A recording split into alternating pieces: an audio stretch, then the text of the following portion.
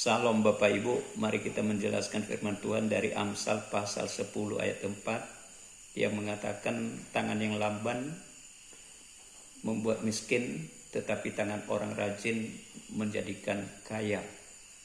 Dalam Alkitab berbahasa Inggris mengatakan lazy hands make for poverty, but diligent hands bring wealth. Beberapa hal yang perlu kita pahami pada ayat Alkitab tersebut antara lain yang pertama, tangan yang lamban, lazy hands. Terkadang kalau kita melihat orang yang lamban dalam mengerjakan suatu pekerjaan atau tidak cekatan dalam mengerjakan suatu pekerjaan, kita kurang sabar menghadapinya. Ketika kita diberikan pelayanan misalnya dalam suatu hal pekerjaan, jadi kita kurang sabar menghadapinya karena dia mengerjakan suatu pekerjaan itu secara lamban. Ini karena sudah terbiasa berlambat-lambat, tidak mempergunakan waktu secara efisien. Jadi orang yang lamban ini dia kehilangan peluang untuk memperoleh suatu kesempatan atau suatu keuntungan atau suatu rezeki di masa depannya. Kenapa? Karena orang itu selalu terbuai dengan hal yang lamban ini. Jadi orang lain yang punya peluang besar sehingga dia banyak ketinggalan, orang yang lamban ini. Jadi orang yang lamban ini kebanyakan dia mengalami kegagalan. Karena kebanyakan kegagalan orang lamban ini, yang lamban ini, maka dia sudah pasti yang dihadapinya ke depan adalah kemiskinan. Jadi barangkali Tuhan juga mengingatkan kita pada ayat Alkitab ini agar hal ini yang lamban ini marilah kita tinggalkan, marilah kita mengubah sikap kita sehingga masa depan kita ini, hidup kita di dunia ini jangan banyak mengalami kegagalan, sehingga inilah yang membuat kita menjadi miskin. Hal yang kedua yang perlu kita pahami antara lain, tetapi tangan orang rajin menjadikan kaya, but diligent hands bring wealth. Perlu kita ketahui dulu bahwa kaya di sini tak hanya diartikan sebagai kesempatan mendapatkan harta atau materi yang berlebih, tetapi kesempatan lebih kepada kesempatan memperoleh peluang untuk hal-hal yang menguntungkan kita atau hal-hal yang bermanfaat kepada kita. Tangan yang rajin ini adalah tangan yang terbiasa mengerjakan sesuatu pekerjaan dengan cepat, sehingga inilah yang membuat orang ini mendapatkan peluang atau memperoleh kekayaan atau berhadapan dengan hal-hal yang baik di masa depannya. Salah satu kegiatan yang dilakukan orang rajin ini adalah bergegas bangun pagi, atau dia selalu mempergunakan waktu secara efisien. Dia selalu berprinsip the time is money. Dia tidak membuang-buang waktu. Jadi barangkali hal ini juga diingatkan kita oleh Tuhan pada ayat Alkitab ini. Hal-hal yang baik ini marilah kita pertahankan. Tapi terkadang juga orang yang baik ini, orang yang melakukan hal-hal yang baik, bisa cepat terpengaruh dengan orang-orang yang tidak melakukan hal-hal yang baik. Sehingga kalau sebelumnya orang itu baik, terkadang setelah beberapa saat kemudian menjadi orang yang tidak baik. Jadi inilah yang perlu kita perhatikan juga, jangan sampai kita meninggalkan hal-hal yang baik yang dikehendaki oleh Tuhan dalam hidup kita.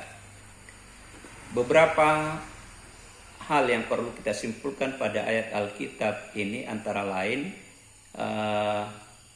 Yang pertama, kitab Amsal ini kebanyakan sumbernya dari Raja Salomo. Kita mengetahui bahwa Raja Salomo itu adalah raja yang mempunyai banyak hikmat, sehingga inilah yang disampaikan, nasihat-nasihat ini disampaikannya kepada orang lain untuk memperoleh hikmat itu, untuk memperoleh pengetahuan. Dia membagi, berbagi dengan hikmat yang diperolehnya itu kepada orang lain. Dan Amsal ini adalah berisikan nasihat untuk mendidik manusia, terutama anak-anak muda, agar memiliki hikmat atau pengalaman-pengalaman atau pengetahuan-pengetahuan atau pengertian-pengertian dalam hidupnya. Yang kedua, tentu diharapkan kita meninggalkan pikiran-pikiran atau perilaku yang lamban tadi, karena orang yang mempunyai perilaku yang lamban, pemikiran-pemikiran yang lamban ini adalah membawa kepada kegagalan dan menjadi miskin. Jadi hal inilah yang perlu kita perhatikan, bagaimana supaya dalam hidup kita ini jangan kita mengalami banyak kegagalan, kita jangan menjadi miskin. Tentu kita harus mengubah pikiran-pikiran kita, perilaku-perilaku kita. Kalau memang yang selama ini kita lamban, maka inilah yang harus perlu kita ubah untuk hari-hari yang akan datang. Dengan prinsip bahwa kita itu mau menerima nasihat-nasihat atau hikmat-hikmat. Jadi inilah yang bisa mengubah kita untuk hal-hal yang lamban tadi. Marilah kita memperoleh hikmat, marilah kita menerima nasihat baik dari orang-orang di sekitar kita maupun dari membaca firman Tuhan atau mendengarkan firman Tuhan. Karena firman Tuhan itu adalah hikmat, banyak pengetahuan, pengetahuan hal-hal yang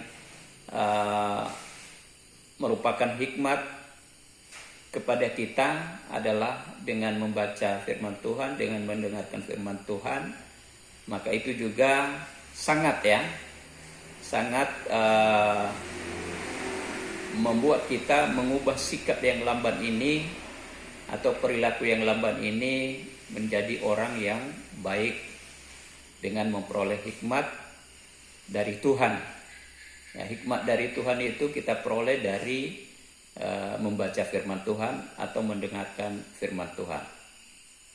Seterusnya, dengan tangan rajin ini kita dapat meraih masa depan yang lebih baik. Kita punya peluang untuk mencapai yang kita inginkan, tapi dengan mengutamakan Tuhan dalam kehidupan kita.